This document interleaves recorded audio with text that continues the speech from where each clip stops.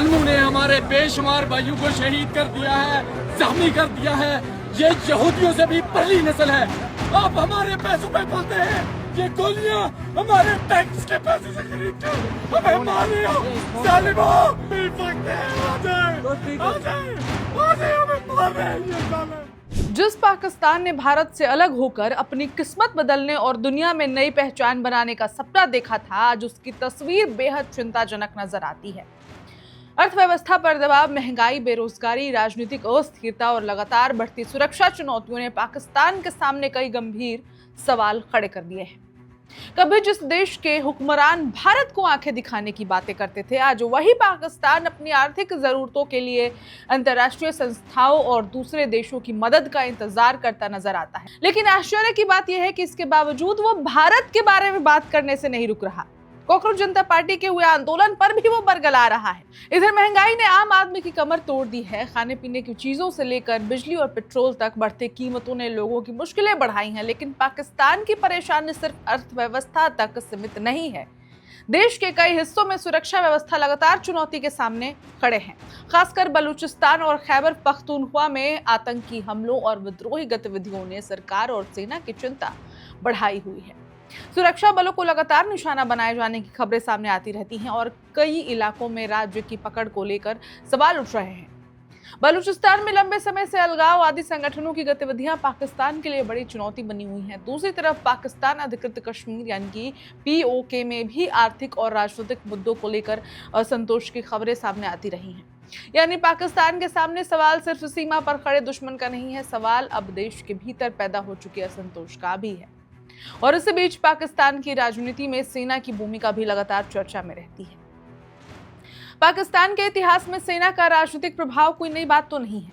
कई बार चुनी हुई सरकारों और सैन्य प्रतिष्ठान के बीच टकराव ने देश की लोकतांत्रिक व्यवस्था को वहां पर कमजोर कर दिया है। आज भी पाकिस्तान में सत्ता के वास्तविक केंद्र को लेकर बहस होती रहती है। सरकार और सेना के रिश्ते, विपक्ष पर कार्रवाई और राजनीतिक संस्थाओं की स्वतंत्रता को लेकर लगातार सवाल उठते हैं। आर्थिक मोर्चे पर भी पाकिस्तान के सामने बड़ी चुनौती है। विदेशी कर्ज, कम विदेशी मुद्रा भंडार और IMF जैसी संस्थाओं पर निर्भरता ने सरकार की मुश्किलें भी कई गुना बढ़ा दी हैं। पाकिस्तान को अपनी अर्थव्यवस्था संभालने के लिए लगातार कठोर आर्थिक फैसले लेने पड़ते हैं, जिनका बोझ आम जनता पर पड़ रहा है। लेकिन सबसे बड़ा सवाल ये है कि आखिर पाकिस्तान इस हालात तक पहुंचा कैसे। जानकारों के मुताबिक इसके पीछे कई दशकों की आर्थिक कुप्रबंधन, राजनीतिक अस्थिरता, कमजोर संस्थाएं, आतंकवाद और सैन्य हस्तक्षेप जैसी कई वजहें शामिल हैं।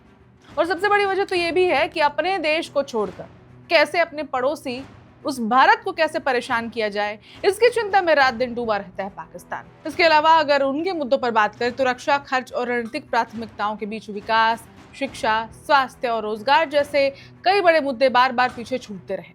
अब बलूचिस्तान में विद्रोह और आतंकी हिंसा पाकिस्तान के लिए एक बहुत बड़ी चुनौती बन चुके हैं। अगर सरकार इन समस्याओं का राजनीतिक और आर्थिक समाधान नहीं खोज पाती है तो आने वाले समय में हालात और मुश्किल हो सकते हैं।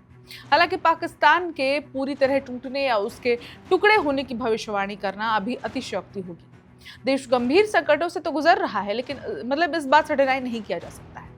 लेकिन उसके पास राज्य संस्थाएं, सेना और अंतर्राष्ट्रीय संबंधों का एक बड़ा नेटवर्क भी मौजूद है। इसलिए असली सवाल ये नहीं है कि पाकिस्तान बचेगा या नहीं। असली सवाल ये है कि क्या पाकिस्तान अपनी आर्थिक बदहाली, राजनीतिक अस्थिरता और आंतरिक हिंसा से बाहर निकलने के लिए अपनी नीतियों में बड़ा बदलाव करेगा। क्योंकि अगर आर्थिक संकट गहराता गया, राजनीतिक टकराव बढ़ते गए और बलूचिस्तान से लेकर खैबर पख्तूनख्वा तक हिंसा जारी रही, तो पाकिस्तान के सामने आने वाली चुनौतियां सिर्फ सरकार के लिए नहीं बल्कि पूरे क्षेत्र की स्थिरता के लिए गंभीर बन सकती हैं। भारत से अलग होकर जिस पाकिस्तान ने एक मजबूत राष्ट्र बनने का सपना देखा था, आज उसके सामने बहुत बड़ी लड़ाई किसी दूसरे देश से नहीं बल्कि अपनी अर्थव्यवस्था, अपनी राजनीति और अपने भीतर बढ़ते असंतोष से है। कहते हैं ना कि जो जैसा करता है उसको वैसा ही फल मिलता है। तो जो पाकिस्तान भारत में जो चीजें करवाने के लिए रात दिन उसके लिए जागता है, अपनी चिंता नहीं करता है, आज उसका खामियाजा भुगतना पड़ रहा है। दूसरों के लिए बो रहा था, खुद काट रहा है। इस खबर में इतना ही। अपडेट्स के लिए देखते रहें वन इंडिया हिंदी।